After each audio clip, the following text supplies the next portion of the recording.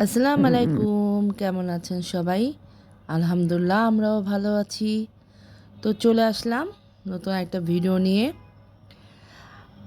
আ এটা কিছুদিন আগে আমি গাছ থেকে আমার সবজিগুলি তুলেছিলাম।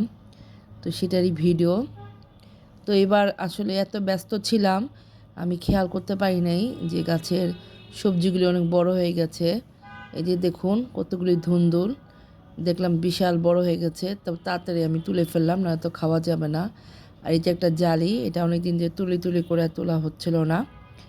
আর এই যে কতগুলি করলা হয়েছে মাশাআল্লাহ।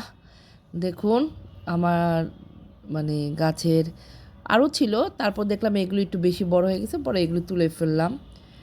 আর এই দেখুন ধুন্দুগুলি বেশ বড় হয়ে গেছে।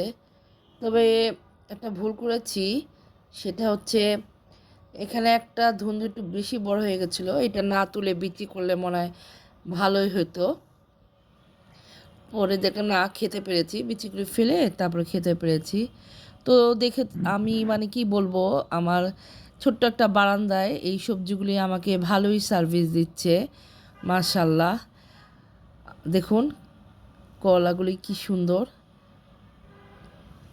তো এখন আজকে আমি এই সবজিগুলি দিয়ে আমার দুপুর আর রাতের খাবারের ব্যবস্থা করে ফেলবো আলহামদুলিল্লাহ।